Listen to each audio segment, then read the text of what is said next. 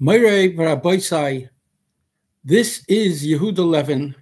The program is 11 at 11, heard each and every Thursday evening at 6:20 a.m. WSNR radio. It's also archived on rabbi.zone. If you have a heter for the internet, and we all have a heter now because Agudas tweets all kinds of Chanifa, L'Rishayim. So Kal v'chomer, if you're doing something L'Shem Shemayim, you zicha have a heter for the internet by implication.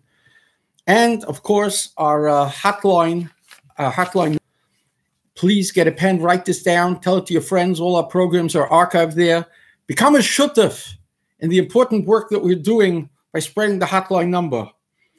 This is perhaps the easiest mitzvah you can do, and it's not l'schar k'neged kulam because you're not getting this information anywhere else besides from your humble servant, yours truly, Yehuda Halevi Levin, as I follow the assignment given to me by the Gedol Yisrael of yesteryear, with 98% of my brain tied behind Rosh Limba's back just to make it accessible, understandable to the Vashtap the Cup crowd. I, your humble servant, whose middle name is Trouble, Yehuda Trouble Halevi Levin, or for those who disdain and have derision for me, it's Yehuda, we hate you, Levin. No matter what it is, you're never bored listening to this program. And you give me 1 hour, and I will give you hashkafa, more insights, more analysis, more Torah on these subjects, more of the Das Torah of the Gedolim of yesteryear than you will from an entire year of Agudas convention and shmuzin, and from almost anything you'll see on the internet or here on the Jewish radio. So please get a pen and write down this hotline number, 641-715-3900. Again, 641-715-3900. And you have to press the extension 247656.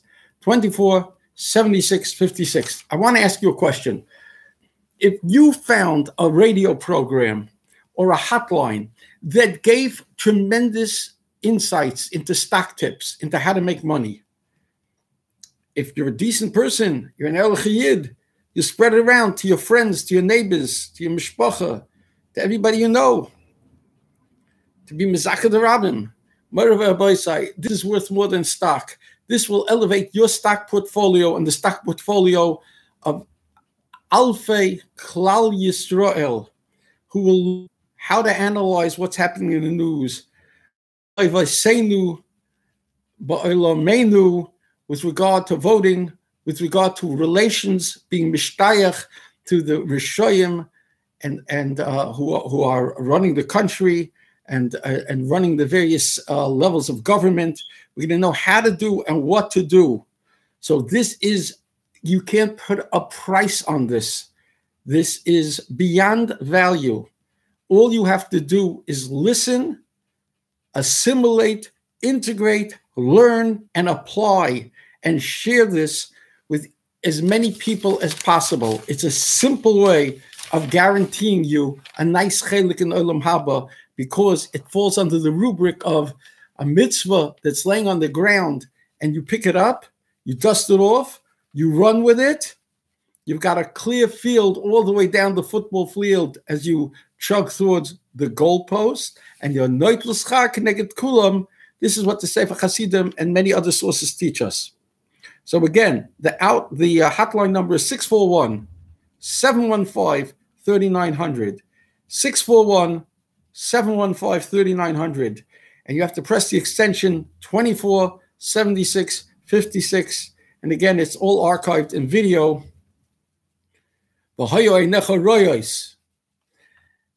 It's rabbi.zone that takes you to the YouTube channel Levin, Levin at 11. My Rabbi site, may I begin by saying a good Chodesh Kislev. It's for Chodesh Kislev now. I'm taping this a few hours in advance of the program. Rosh Chodesh in the afternoon, first day of Rosh Chodesh. The title of this episode, of this La Kosher Nostra, this little thing of ours, this little get-together, I would call it Election Aftermath. Where do we go? What happened, and where do we go from here? This is a crucial program. My Rabbi site, just before I came to do this program, I went into the store to buy a lottery ticket. It was Mega Millions and Powerball. I think one of them was $2 million more than the other. I bought that. Parenthetically, a very modern thing. 90% of the times I buy tickets, I hear that somebody won. I never bother to check my tickets, which is very interesting. I'm doing a little self-analysis and a little introspection, but I believe that on a subconscious level, I relate to the episode of one of the Gedolei Yisrael. I don't know if it's Rabbi Yisrael Salanter, etc. His wife in Europe bought a ticket to the Irish sweepstakes or some large European sweepstakes and told her husband, you know, I bought a ticket. So he says, Harei ani moisa moida, I want to make an official declaration that if you should win, I have no chelik, I have no portion in any of the winnings. So she looked askance at him. She was shocked. What do you mean? We're impoverished and everything else like this. We can help Yidden, the Eineklach, this, that. What do you mean? So he said, all my life, I struggled with the temptation, with the challenge, with the nisayon of anius, of impoverishment. And I've managed to deal with that. And now in my old age, you want to give me the Yetzer Hara, the evil inclination, and all of the baggage, that kind of responsibility that comes with having a lot of money, with having wealth. It's a big taiva, it's a big Yetzer Hara. As the Chazal say, whoever has 100 wants 200 and they're never satisfied. And therefore, the Gadol said, I'm not interested. I think subconsciously, I'm also not interested. I do it because I rationalize that I'm mamish destitute and my children and my eineklach I'll be able to do, and I'll be able to give tzedakah, and I'll be able to fund this program, and I'll be able to fund so many morality things. And, you know, I do this, I think like this, but something something inside me prevents me that mamish 80 to 90% of the time, I don't check the numbers.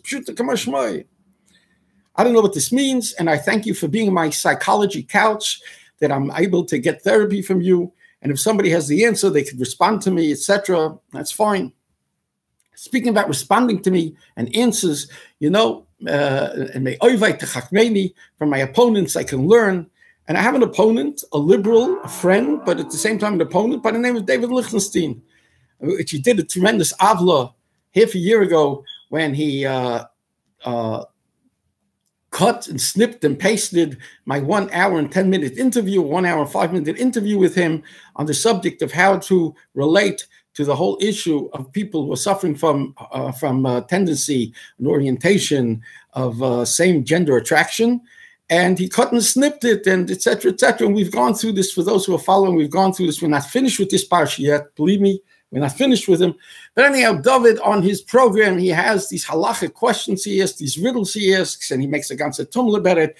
And all the B'nai Torah from Lakewood, not all of them, but many of them, call up with the big years covered to him because he's such a chashuv yid, especially in terms of his philosophy, which, if you notice, he's pushing his liberal agenda, not only on Mishkav Zach, but on other things. But he's a fine person. He's entitled, and he's got the bucks, and it's a free country.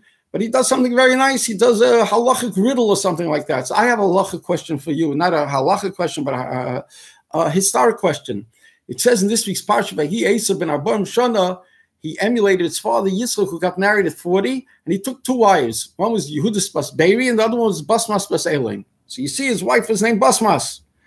Later on, at the very end of Toldos, Esav sees that Yaakov and Rivka are upset with the Canaanite women, so he goes to his uncle Yishmael, and he takes Machlas Bas Yishmael Lachos Nevoyos Al Noshav to make her the supreme one of his wives.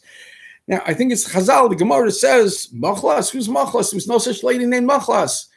So, Mikan, that if you get married, you get a Mechilus Avonis. We learn from Esav and Yishmael. That's a whole different Torah, which I've said, and maybe I'll share with you someday, and I've said it here in the past and forum. But here's the question. I think that either the Chazal itself or Mefarshim say that the name of his wife was actually Basmas. So here's the question. Esav, at this point, it was before Yaakov spent 14 years in Shem Ve'eva, but Yaakov got married, I think, in his 80s. So it could be that Esav was already 70 years old. He got married 30 years ago to Basmas. So what's going on here?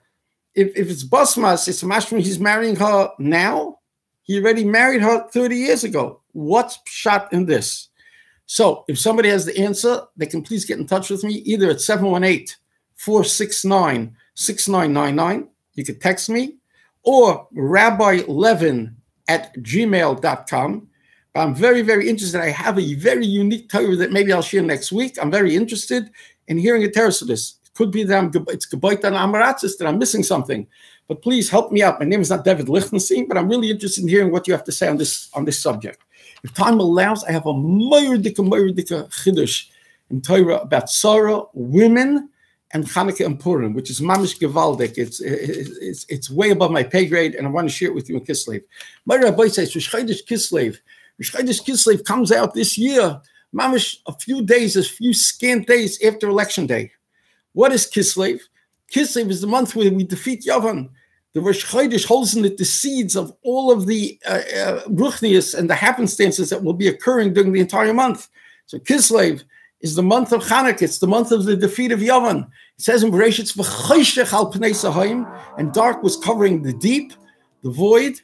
Zu v'choshech zu Yavan shechshichu eneim she Yisrael, that they made darkened the eyes of the Yisrael. They confused the Israelites not only with the gezeirus on Shabbos, Mila, and Chodesh, and different gezeirus, like you have to have open doors and open tents. There shouldn't be any there should be preachers. There shouldn't be any privacy. You understand? This was one of the gezeirus of Yavan. People don't realize this. It was gezeirus that had to do with arayas. It was the worship of the body. The Jews, the prachi kahuna, the young kahanim, left their avodah, the Bach tells us, and they went to play naked in the gymnasia, in the Greek gymnasiums, where they worshiped the body and sport and everything else. And if you look it up, the culture then was the Greek noblemen used to take younger boys, you understand, and they used to make a deal with them that they would become the boys would become their proteges, and they would advance the careers of the boys and teach them the genteel arts of being a nobleman and everything else. And while they were doing it, they would also be Isaac and Mishkav Zacha with them. They would sodomize them, etc., etc. But the Greeks were very, very cultured people. If you forced yourself on a young man and a young boy, then they took you to Beis HaMishpat. But if you seduced the person, you read him mind, you talked him into it, just like in these generations, it's a gewaldige thing. Like they have the Harvey Milk School for the Institute for the protection of gay lesbian youth. You understand how they protect them. You understand? So that's what's going on. So this is the shirish. This is the shirish of Yavan. Yavan is the kilkul. Yavan was the son of Yefes. Everything is nice and beautiful and cultural and attractive. And Yavan is, I said this myself, and maybe it says in Swarm, Yavan is taking the word noi, beauty, and corrupting it to an extreme, and fadrein the yitzis, turning around the oisius, it becomes Yavan, a kilkul of that, which leads to mishkav zacha and hedonism, licentiousness of a heterosexual type, of a homosexual type. And this is exactly what's going on in this generation, and this is exactly what the election was about. A lot of the election was about body worship, about promoting transgendered bathrooms with gay rights, with Allah Zibin, Shvonsarai and Chazarai. That's what's going on here, okay? And all the Haimis in Haimi Town, meaning Barabak and Williamsburg and everything else, how many people went and they followed the advice of the sycophants, of the leckers, who told them to vote straight down the line for Letitia James and DeNapoli, who Simcha Eichenstein had to bring parading into Borough Park, who's an oisvarv and who supports all kinds of schmutz, and who did something, I can't remember right now, maybe I'll remember it in the next program. He did something by design, which is mamish going after our intrinsic values. But Simcha Eichenstein, who was running unopposed, he needed to bring in DeNapoli. He needed to Shachachvi, just like Hamadia had to report with a picture that he needed Schumer, the Shemei Yisrael's endorsement. He was, quote, Simchala, honored to get it. Lek, shmek, shmek. He had to bring that disgraceful odor Schumer and had to appear on the Torah newspaper Hamodia, that it's fit to take into your home. Mrs. Ruth Lichtenstein, maybe you can explain to me which Gadol, which Rav did you ask, Ger or otherwise? They used to ask Rabbi Belsky from Tervadas. He's no longer here. Shmuel Kamenetsky, could it be? Could it be some Gerarov? Who did you ask if you're supposed to feature lek, shmek to that person who creates so much antipathy, so much negativity to Klal Yisrael, Chucky Schumer, with that swarmy, arrogant, small, the snaky things that he does, etc., and all the schmutz that he promotes? But Simcha Eichenstein was honored. Simcha Eichenstein doesn't understand. He's a servant of the people. He represents us. We're sending him. That's why I told all the Haimis in Haimitown, Hamidia and otherwise, not to vote for Simcha, not to defeat him. He could have gotten in if he had no votes because he's on the ballot. He could have gotten with 3 votes. What was the mitzvah? To give him a lot of votes to show you appreciate him, bringing de Blasio to walk on 13th Avenue and then Napoli and go running to Schumer. He's already, before he even gets in, he's interested in Zich. I'm building up a power base. Zich. I'm building up. Felder was running unopposed, right? He's running unopposed. So why at 4 o'clock in the afternoon did I suddenly get a call? This is Simcha Felder. Please, I need you to go ahead and vote. Why? Was he facing an opponent? The answer is politically. If you can show the media, and if you can show the other people, the other politicians, and if you could show your own people, your own community, look, I got 40,000 votes instead of 10,000 votes, maybe there's a perception that makes you somewhat more powerful. Okay, so maybe there's an excuse for Felder. But all this promotion with spending the money that Simcha Eichenstein obtained to put up signs and this and that, he was trying to jumpstart. It's very good for his ambitions politically. Of course, we're told about it. He's doing it all for you. He has no id, no ego, no ambition. He's just doing it so he could be a better shliach for the tzibur from Borough Park. If you believe that, I can sell you the Brooklyn Bridge. They're arrogant, they're self-serving, and they say the worst place to be, the most dangerous place, is to be between Chuck Schumer and a TV camera. And this same yesod applies to Eichenstein and to many other politicians. It's zich, me, and we pat ourselves in the backs. He gave a message, a video message, afterwards to thank the voters.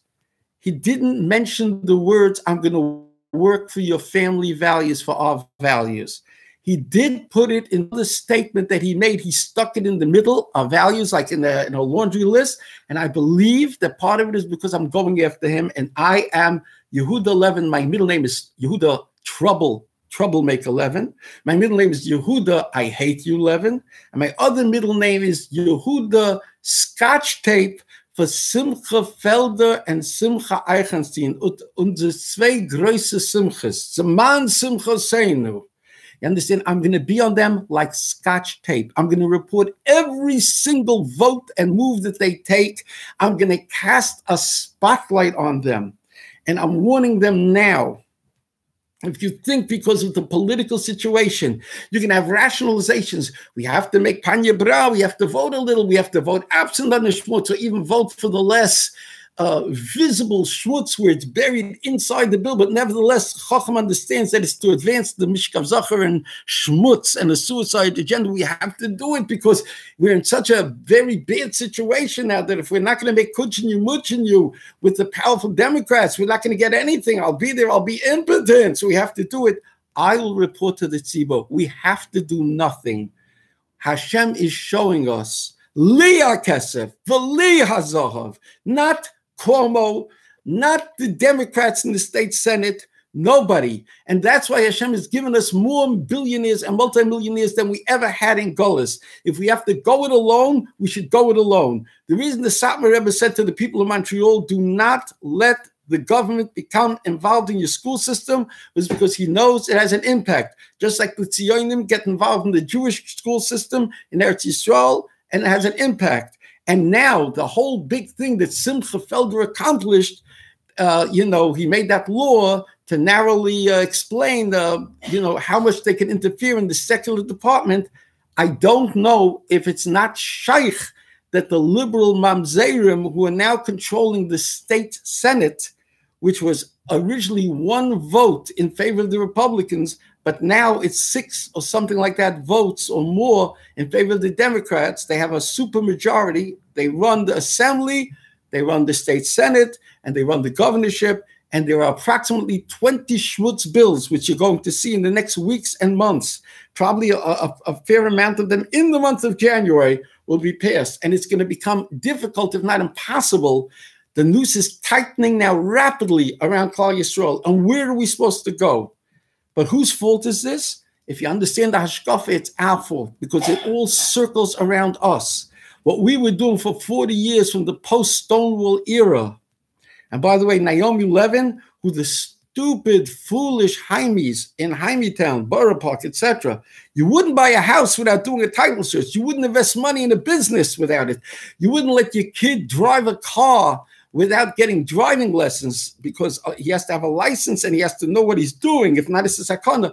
But when it comes to this, we're going to show that anti-Zioni Nadler, that Russia, he made a bad vote in Iran. We couldn't care less that for 15, 20 or more years, he was voting schmutz and that we were twinned with Greenwich Village because Hashem showed us you don't care, so I'll twin you with Greenwich Village. That we didn't care about.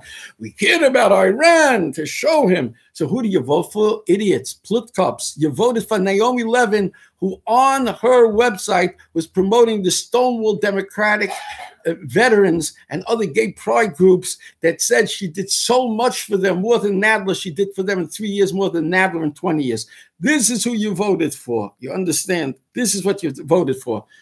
I'm sure you were thrilled when she went to the Lubavitcher Rebbe's Oihel and Vosis Nayas showed how she was davening so chaste and frum looking with a tillim in her hand. I can only imagine what the Paskudya, Naomi, lesbian, gay, bisexual, transgender supporter from the West Side, I can imagine what she was davening.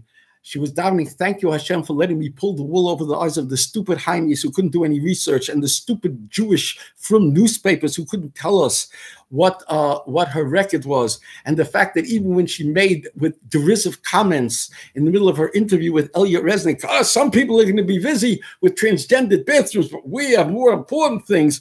This was a hole, not a pinhole. This opened up as wide as a ulam.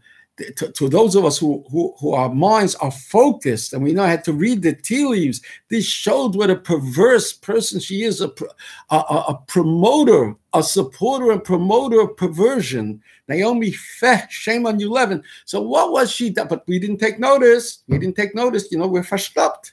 We're verstoppt. The Kepler verstoppt because our Gedolim and our Manhigim and our madrichim and our askonim and our Jewish media and our intelligentsia, the cross currents crowd, the Eitan Kolbris and Jeff Adlerstein and all the rest of them, and even our Rabbi Schoenfelds and Rabbi Menkins who have the American Jewish, the Jewish Values Coalition, the Jewish Values Coalition. Yes, we have to give them credit. They did link up to Jewish press articles from this Mr. Feinberg that gave voting records, etc., but they haven't done nearly enough, and we're going to still hold them to account. Their coalition should be the one. They're not Aguda. They don't have to hunt for the Rishoyim. And instead of writing about Kavanaugh, and Kavanaugh is very important, but it's 1,000 times more important for Rabbi Joel Schoenfeld, Rabbi Menken, Rabbi Gordon, or Rabbi Dov Fish, and the other 996 rabbis that you claim to represent. It's much more important that you put up a voter's guide and that you issue questionnaires and that you educate the public in how to vote and be menaka, clean up, jujitsu, reverse, flip around, and take a sea change on the continuing, ongoing Chilul Hashem of voting for all the Shmutziaks. And the people who are already oif-declared, knowledgeable, they know, so they're so proud. You know what they did? They voted straight Republican. So they voted for Molinaro, who's full of garbage and Mishkav Zohar and abortion. And they voted for Farley, or whatever her name was, who ran against Gillibrand, who supports assisted suicide. And they voted for the opposition to Letitia James, who also supported Schwartz. And the real people who really knew, they voted straight on the conservative line. I'm telling you, and let the word go out, that the Conservative Party is filled with corruption and rot gut. They had a baby Gaiva situation. In Queens, there was a woman running named Vicky Palladino, a 64-year-old mother, probably a devout Christian, married and everything. Morality, she was up and down the line right. So they took some 30-year-old Oisvarf and they put him on the Conservative Party to effectively take away a vote from her. You understand that she had to be busy spending money and time and effort fighting her. So if it was at all possible she should get a state Senate seat as a Republican, the Conservative Party deep-sixed her. And the head of the party, when I called him up to complain the day before election day, so he got back to me on election day. He's very polite. Mike Long, God bless him. He's a very nice man, but he's running a state party. He's the state chairman. He says, you got to speak to the local chairman on these things. You understand? He can't be bothered with this, Mike, my dear friend. So he tells me, you have to speak to my brother, Tom Long, to complain about the internecine political garbage, that it's more important their gaiva, their feelings that they didn't like that Vicky Palladino won in the Republican primary. So they'll teach you a lesson. They'll keep their conservative guy on there to make sure she doesn't get in. That's how much the Conservative Party cares about the future of our state. Yeah, they're running a patronage mill, and when all things are being equal, they could make mealy-mouthed statements once in a while and refer us to their plank. Meanwhile, in terms of morality, in reality, we're walking the plank with the Conservative Party. Don't be fooled anymore into voting for the Conservative Party. If you don't know, they took Naomi Levins. He says that Jerry Kazar is the local Brooklyn chairman. You can't ask the Conservative Party. You have to go through the one who's responsible, Jerry Kazar. Shame on Jerry Kazar. I know him also for 40 years or so. Shame on them. They're all interested in their own petty fiefdoms, etc. Did Jerry Kazar give her a questionnaire and ask her, are you an Orthodox Jew? You're neutral towards transgender bathrooms? You're not hell on fire opposed to it, and you don't want to reverse like the good Gentiles who want to reverse Roe versus Wade on abortion. You don't even want to try to reverse gay marriage. You don't care if it goes further. You want to oppose things. And how as an Orthodox Jew can you do this? I, Jerry Kazar, cannot give you a line. No, because they don't really care about us Orthodox Jews either. That's not called caring, doing such a thing. You understand? Jerry Kazar is, let's say, a Catholic. If I would go and I would do something that pick a candidate that's anathema to the values of the Catholic Church, I don't think Jerry Kazar will be too happy. So I'm not too happy with the Conservative Party in this. And I'm warning people, and I'm telling you now, mark it down, it is forbidden to vote for any of these people. You can no longer put them on a chazaka, that you can no longer make an assumption like a chamor, like a jackass. You cannot make an assumption that I can vote all Republican. That you couldn't do for the last 30 years. And now you can't do it with Conservative Party either. Okay? Now, I was critical of Hamadiyah, but I want to give a tremendous credit to Hamadiyah. I'm holding this up in my idea. I'm a subscriber. Here it is. Okay? It's a whole page 23 by one Avraham Weissman. And the name is very apt. He's a wise man. Winner takes some, whatever that means. Rethinking our priorities. He writes, and in the end, he writes, there are many questions that we should be asking of the candidates who are running for office. Their stances on moral issues should be first and foremost. Avraham Weissman. And you put this into Hamadiyah, and it was menaka a lot of the garbage that Hamadiyah made and makes. Keseder, sins of omission by not giving us the facts, and sins of commission proactively putting in schmutz. Like pictures of Eichenstein saying, I'm honored by Schumer. Those are sins that you're doing, Hamadiyah. But this is a rectification. This is a Tshuvas HaMishkal. This is something. God bless the author of this piece. And God bless Hamadiyah for putting in this piece. Like there's a Mishnah that says Chizkiah HaMelech did certain things are Chazal and Maskim, certain things not. Hamadiyah is not evil. They're fashtapte kep, like Yated is, like the rest of them are, but they're not evil. And occasionally the light starts to shine through. So here in Rosh Chodesh Kislev, the paper comes out, Rosh Chodesh Kislev, and there's a ma'at or doich ha'had min ha'choshech, chazak v'amotz, ani tefillah. I need tefillah that there should be a pirza, it should be a breakthrough in the dam of indifference, and let the reservoir of ruchnius, of kedusha, of concern for our children, our grandchildren, for God's Torah values, let it come flowing through like a mighty stream. Let this be a beginning. Rabbi Avraham Weissman, Mrs. Lichtenstein, let this be a new beginning. I commend everybody to read this article. It's crucial. It's a mea culpa of sorts. And speaking of that, I do give credit. Like I'm giving credit to God. I give credit to Bubba 48. I don't know if they're the ones in the past that I criticized with their disgusting statements and tweets about Corey Johnson and other things where they wrote the Bubba community does this and that. The Chilul Hashem Afil Pume. But this time, Bubba 48th Street, I'm told, only gave 2 endorsements. The 2 former candidates, Eichenstein and Felder. Now, of course, with a little more thought, a little deep think, Jew think that Yehud 11 has, we would understand why it doesn't pay to have voted for Eichenstein. We had the opportunity to send him a message. It's not going to be a Hefgewalt. Now it just makes my work of being scotch taped and that much harder because he's already floating high with the thousands of vote totals that he got, despite and in spite and maybe because of all the Chayful Rishayim that he did. So on that, Bubba 48 was maybe wrong, but that's already a pikiyun, that's already an adinistic, a genteel point, which maybe you can't expect them to know, but at least they didn't tell us to vote for Naomi Levin, they didn't tell us to vote for Republican line conservatives, and Chas v'Shalom not for the liberal Democrats, so that's already a gewaldige step in the right direction. Yehi Ratzon Rabbeinu Shalom. The Chavetz Chaim says that Amal, hundreds of years ago, in the Shemayim, they checked every single mitzvah, Maisim Tovim that came up, for Penias, like a many-faceted diamond. They looked at it, they examined it, if they should give credit for it. Because so many Yidden were doing mitzvahs and Torah in a pristine, pure, elevated way. But now, says the Chavetz Chaim, almost 100 years ago, now there's a thirst. There's a thirst in the Shemayim. They're like vacuum cleaners. They don't examine anything we do. They chop it around because they need the spirituality. They need it to be able to send it back to us in the form of hashra, of good shefa. And it's sparse times, it's sparse situation. So therefore, when Bubba does something, when Hamadir does something, even if it's not where it should nearly be, but it's a gewaldige schus, it's a gewaldige anti-kitrik, it's a positive thing, it's a hamlatza for us. It can trigger shefa. Rebbeinu Shalom, take these 2 examples, of these tiny examples. Take the article I put in the Jewish Press about Rav Moshe. Take these things and understand the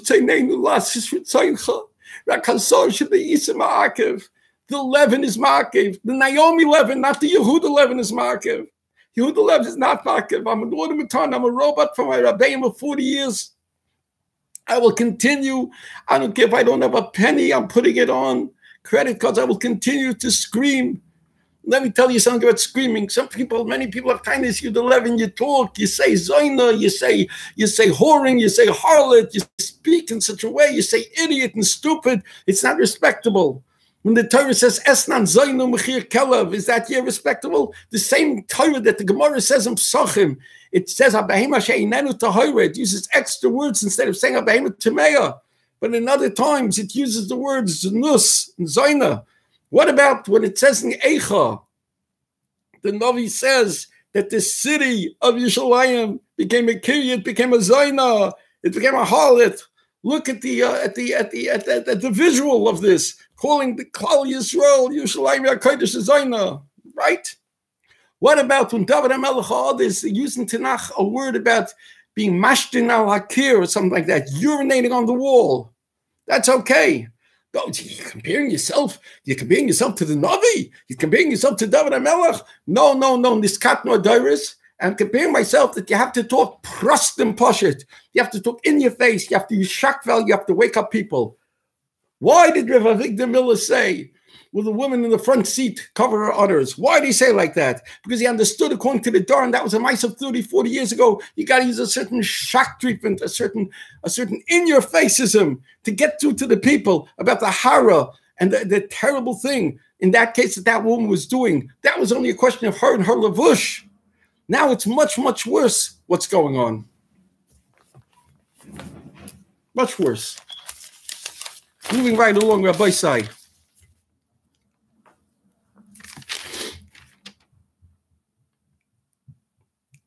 By the way, let me tell you about Lakewood. The same Oisvarfen won again.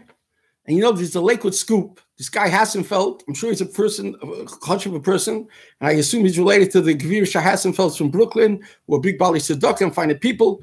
And he started off with Lakewood Scoop, I understand, because I'm not a Lakewooder, but I understand he started off being a fighter and standing up for Yashis and confronting the Vada and different things. And then maybe they threatened him with his kids in school, the old jujitsu stuff that they do to pressure people, the power brokers, you know, the mafioso thug stuff, okay? And Hassenfeld was co-opted, and Lakewood Scoop became a part of the VAD, Aaron Kotler, etc., mafia.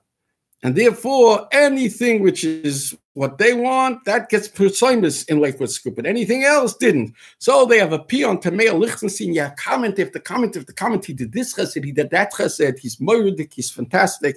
He's corrupt. He sat quietly when Richter was talking right on the eve of the election. He was talking at the meeting, and he spoke about the youth library that's corrupting the children of Lakewood, and the Gentile member of the committee gave him a tongue lashing and made a comparison between you have your Jewish religion, they have their civil rights values, and he's giving them Muslim rules. And the Chamorim from the committee, was it Menashe Miller and what's his name? And Mayor Lichtenstein, they sat by quietly, this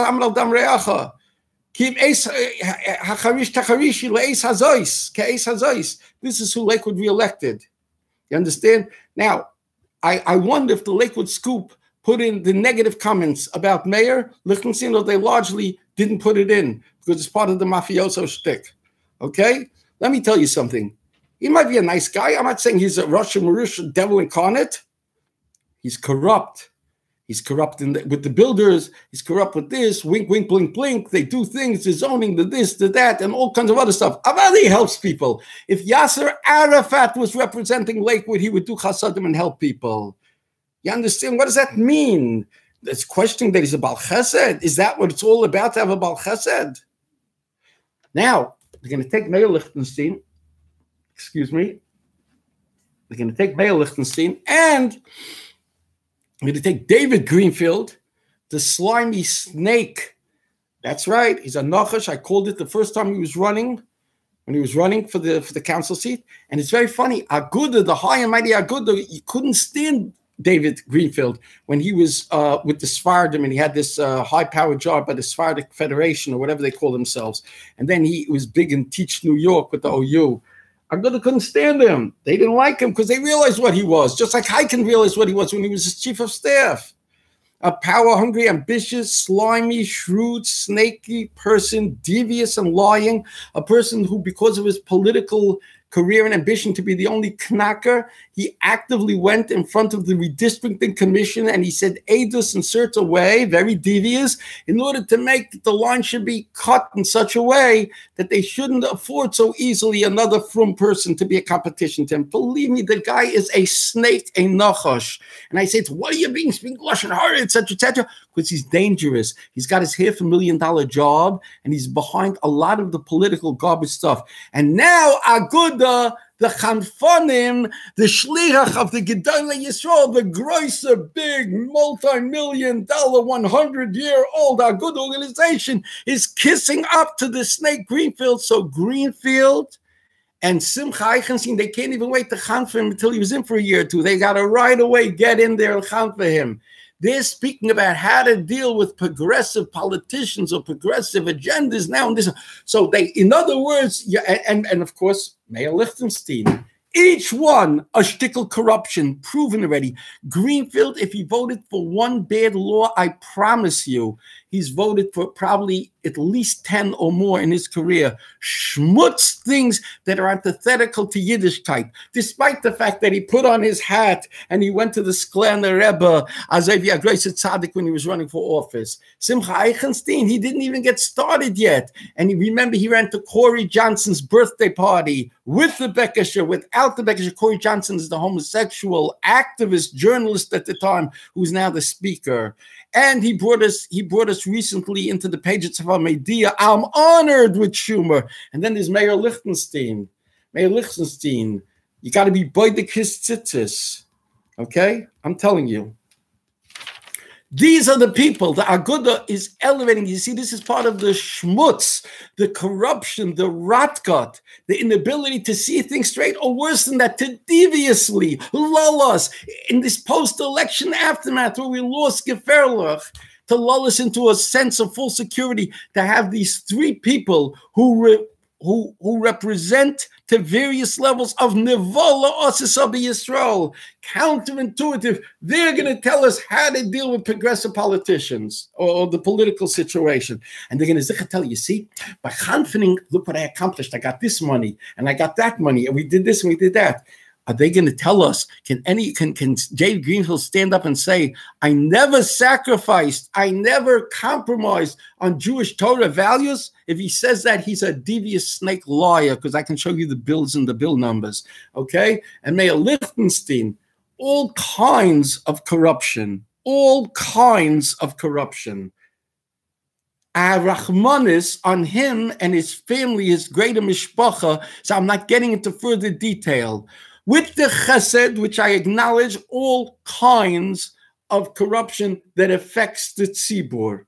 This is who Aguda is bringing in. This is reminiscent, and I say it, these threesome, exactly like the Eicha Pasuk I mentioned before, Eicha Hayisa Kirya Lezoina.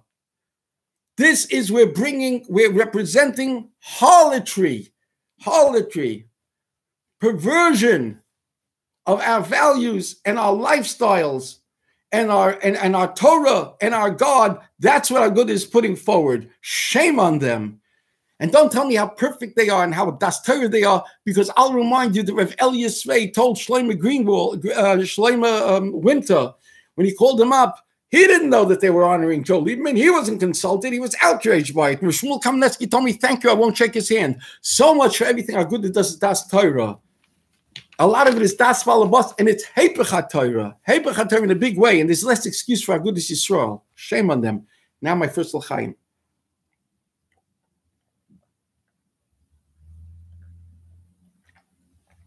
Let's go on, moving right along. Now, you tell me what word I should use or you would use for this. Is the word idiocy? Is the word stupidity? Or is the word rishis? Or is it all of the above? Rabbi Sheftel Newberg, I'm sure he's a great person, a big Talmud Chacham, a million times more than me. He's done much more chasadim than me. He's done much more hafatzas Torah than me. He writes a letter, and it's put out all over the internet. My father, I'm following in his vaunted footsteps, a full page of who he's voting for. And he makes sure to say at the bottom of the disclaimer, this is not representing any organization. Wink, wink, wink, blink. It's like Hatzkel Bennett writing an article on Hamidia that Cuomo is the lesser of two evils. We got all vote for him in the primary, the one who made Mishkav Zocha marriage and is making assisted suicide and he's pushing now the post-abortion born baby alive by mistake, post-abortion that you can withhold medical treatment. Ritzicha. This is who the brain rocket scientist Hatzkel Bennett, who has big, broad shoulders of ruchnius, and he can explain to HaKadosh Baruch Hu, ba'alma dahoin, ba'alma da'asi, why he was allowed to mislead Jews into putting their hands up to vote for a schmutzyak like Cuomo, because Simcha Nixon is worse. What about doing a write-in? Here, this will be used in the Olam HaEmes. This article from Hamidia, from Avram Weissman, what he wrote about morality, and we have to rethink our priorities. This will be used to condemn Hatzkel Bennett if he doesn't do Tshuvas HaMishkol ba'alma dahoin before he gets ba'alma da'asi. We'll use Avram Weissman's article to condemn him and to hold him mechayev. Enough of this, that I'm going to be quiet while people are poisoning the well springs from which we all drink, feeding us the stupid Kool-Aid.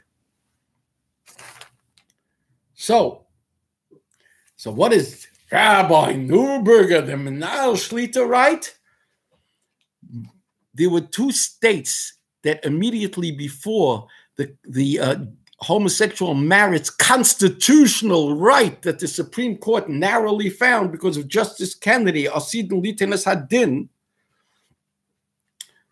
New York, Cuomo did it, and that was because the Fruma Yidden didn't fight. The Fruma Yidden didn't fight enough against it at all. They made a deal for TAP, for the yeshiva students, get Geld über Gott. and they were scared of the thuggery of Cuomo. So instead of acting as the tail that wagged the dog of the Catholic Church and challenged them, terribly, you understand, they could have shown the Catholic Church and the evangelicals and even the Muslims that they're going to take a high-profile stand stand on their values, a principle stand, and therefore it passed narrowly in the Senate, and even the Assembly, Dov Heiken said we could have won it. But Agudi didn't do it, and that's why we have that corruption. So it was New York State, and the other state that pushed over the top was Maryland. Now, the Frum neighborhood is called Park Heights. There were two Mushkis Assembly members of Maryland who voted for the gay marriage. One of them might even be officially, you understand, and he's not out. It might be a Mushkivzach himself. But these two Mamzerim, Rishoyim, from the Fruman neighborhood, that we were told to vote for them in the past, they pushed through, and the Maryland thing became a law, and that influenced the Supreme Court, and we're all suffering from this now.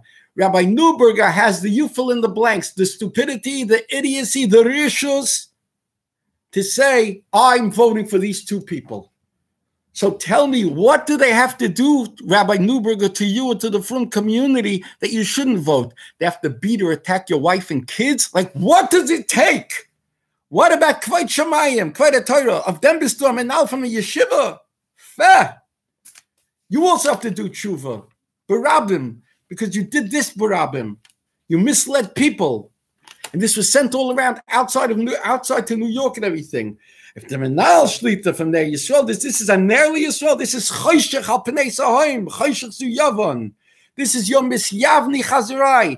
This is what the whole victory of Hanukkah was about. It was not only a victory against the Yavonim, it was a victory against the Misyavnim. Hayesh Misyavni, Godel, be Rabbi Neuberger, a fifth column, telling the people to vote in Park Heights for the two Rishoyim who helped push over the top gay marriage, which influenced profoundly the Supreme Court.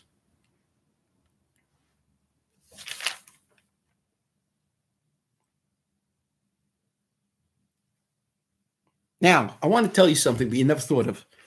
A week or two before the election, there was the assassinations, the murder of 11 Jews in Pittsburgh. And there was a tremendous thing that went out afterwards. It was a gay bris, there was a gay naming ceremony, I had just said, then it came out it wasn't true, etc., etc. Then there was Rabbi Aderet, he spoke very stark against it, and people got all upset and attacked him. And they said that the 11 people, including myself, I mean, I didn't attack Rabbi Aderet or anything, and I said this the same night I found out about it, Sunday night.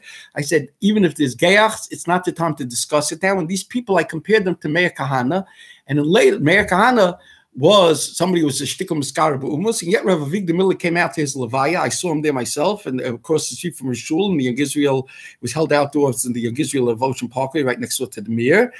And I said that it looked to me like Meir Kahana, if he did certain averis, but he was zeicha that he got assassinated because he was a Jew, and even if he was Magar and raised on the Rabbah, and l'chayr he was a martyr, a kaddish, and I'm sure that was menaka, a lot of stuff for him. So I said, similarly, these 11 Jews, the Tinuk Shenishbu, etc., said, that's what I said.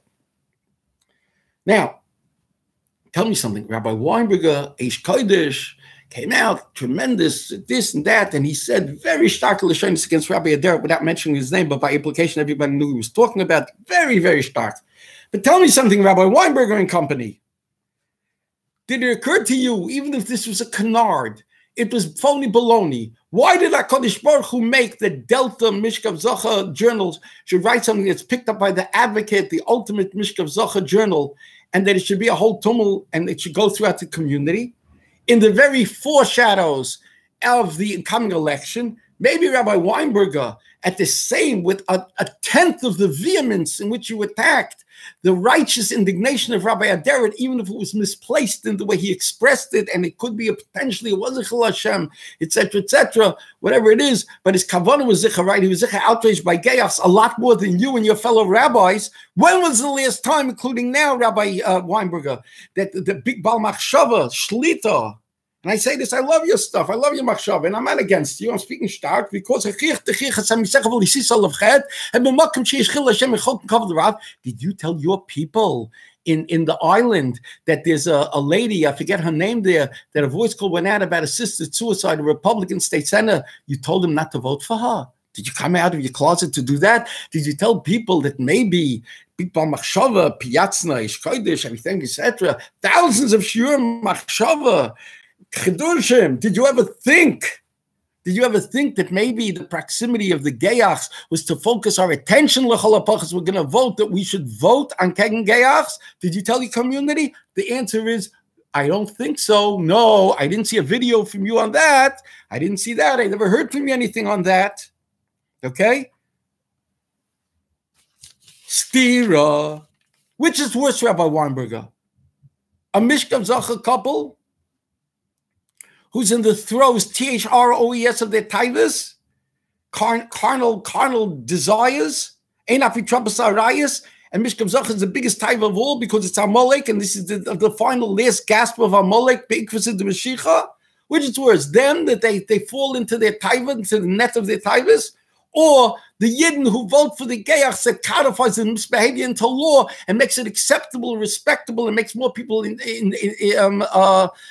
experiment with it, etc., etc. Like the statistics are that there are more youth now in the last few years with the respectability given to transgenderism who are now demanding their parents that they get transgender operations. The law impacts on people, Rabbi Weinberger. So who's worse? So I don't know. You're not the Rebbeinu Shalom, I'm not the Rebbeinu Shalom. But baby, there's less of an excuse to vote for the Geyachs than there is to have gay inclinations and to act on them. In other words, it's such a rationale. There's no great carnal taiva over here, Rabbi Weinberger. So what are you and your fellow rabbis doing about this? Garnished. That's what you're doing. And tell me something. With the Gra says din v'cheshbon, at the end game, at the end time when we face our Creator, maybe you're gonna have to give a din v'cheshbon. You're such a mashgiach, and why you? Did you ever tell them how to vote?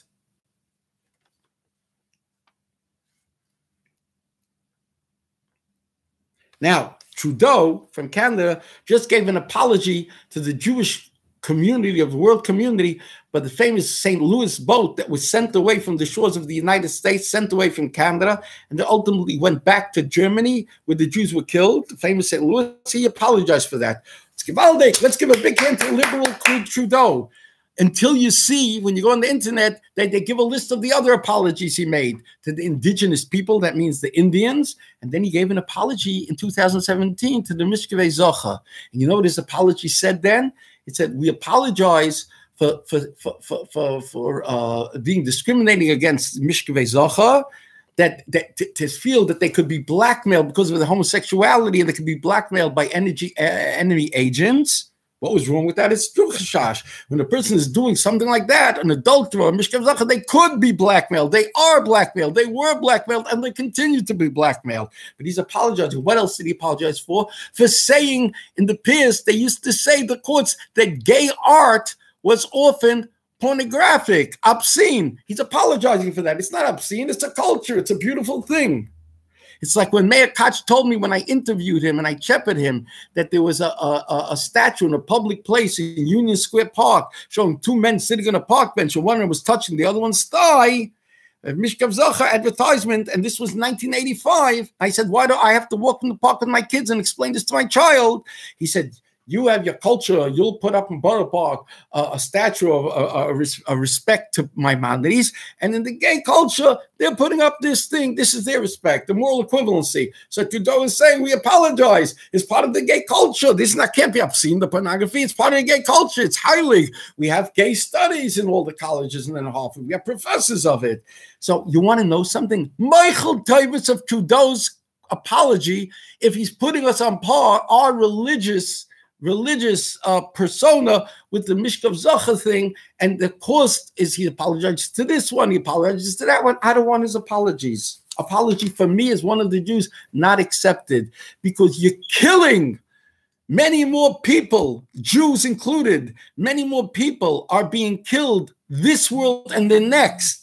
By Godla Machtir, Yosem and Ahargai are being killed much more than that was sent away, was sent back to their death in St. Louis. As horrific as this was, it was much worse what you're doing by apologizing now to the Mishkevei Zocha and promoting it, and you marched in the gay parade and you made a speech that it shouldn't be such a chiddush that a prime minister marches. It should be de rigueur, it should be accepted as regular. Okay, I can only give you a bracha. HaKadosh Baruch Hu should reward you richly for poisoning the well springs internationally, from which we, the people of all faiths, of all religions, lahavdil, drink. So much for Toldos.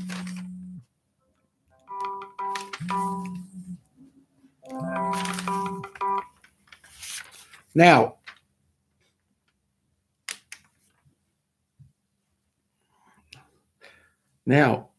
again, we're calling on Simcha Chansin in his inaugural speech to be pilot, to push out, so he can't be Balea. Again, we're going to look at Simcha Chansin. He should be making a speech now. And now more than ever, you understand what's worse. If the Supreme Court would get a liberal judge, like another Ruth Bader Ginsburg, or New York State Senate became Democrat. So I'll tell you, I have a Rebbe. He's around 30 years old. He's much more intelligent and much brighter than me. And he teaches me. And he gave me a lesson last night at 12 or 1 o'clock in the morning. And I want to share it with you. I said, the Supreme Court's gefährlich because they make the laws, and the laws make the regulations, and that affects the mores, the societal attitudes. He said, no.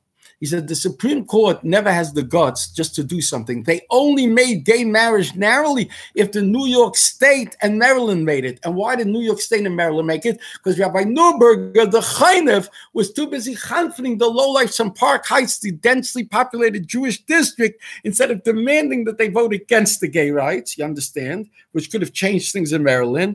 And the same thing in New York. Aguda was busy selling out for tap or for schmap or for these breadcrumbs or those krishkes. And if this is the Das Torah, I can't remember, but they say for the Kotzka, he was very sharp words. He said, if kach v'kach is what Gan Eden is like, put me in Gehenna. It's a cute word. I don't know if you said it or not, but I'm saying, if this is the Das Torah, leave me out. I don't want no Das Torah. You understand? Because this is not Das Torah, what Aguda has been doing. Okay? So what's worse? The Supreme Court is like the dog. They look to see what's wagging, and that's the way they do.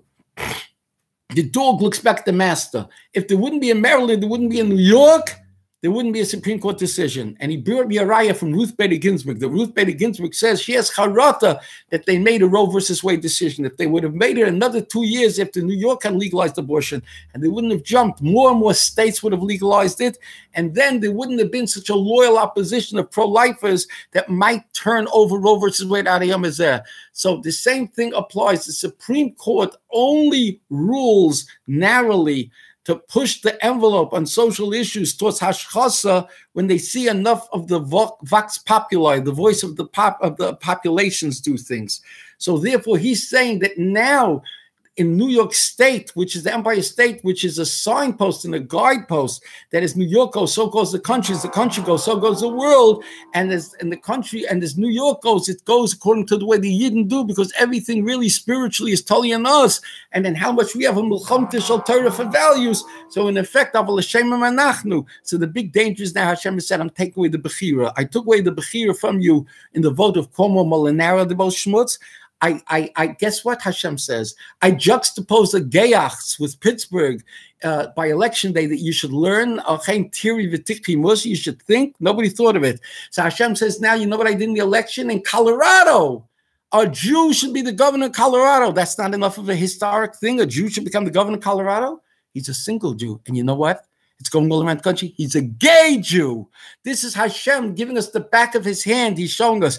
Do you think anybody in Aguda, from the Moetzes Gedolei Torah down to the secretary, is thinking about what this means and what Hashem is showing us? Do you think they're thinking about what it means that the state Senate was taken over now by the Democrats? They can pass, and they will pass in the coming months any schmutz? What will Aguda do? They have two choices. They can say, Chavtas to good yar. We're not going to be welcome. We don't have any leverage now in Albany. We're going to have to beg on all fours and kiss up and give donations and tell Yidden to give Yiddish money to the same lowlifes to get reelected so they can make more gzeros. All I could say, it's time for us to go into an iron dome mode. It's time for us to go into a fortress mentality. It's time to say, never mind, I'm going to fight you to the death in every way we can to challenge you in courts about religious freedom, and we're going to put together millions of dollars for lawyers to do it, and we have to stop confiding the politicians and learn a lesson. I wouldn't bet the house on that. If Aguda Taka stands up for morality and does a sea change or wakes up and smells the coffee, I'll have to give a kiddush in at least the smallest Aguda shul that I could in the basement, because I can't afford to give a big kiddush. I'll have to do it, but I don't think I'll even have to raise money to do that, because chances are that Felder and Aguda and some Eichsner will all find ruch music excuses why we have to compromise. And when they tell us we have to have certain kinds of textbooks and certain stuff in school, they'll have to compromise. And that also, no, we can't. We're in gullus and all this baloney. And that's what it is. It's a bunch of baloney. I didn't have time to tell you the beautiful, beautiful Torah, but I'm pleading with you, please spread the word on the hotline. Spread the word on the hotline, 641-715-3900, 641-715-3900, extension 247656, extension 247656.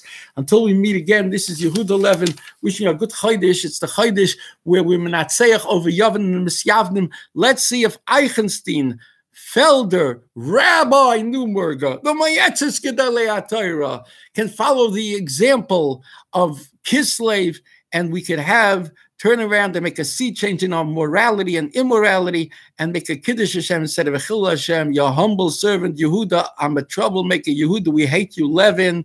Yehuda, the dissenter. Yehuda, the cursor. Yehuda, the disrespect talking. Ani Yehuda Halevi Levin, Talmud of the Gedolim of yesteryear. A guten Talmud.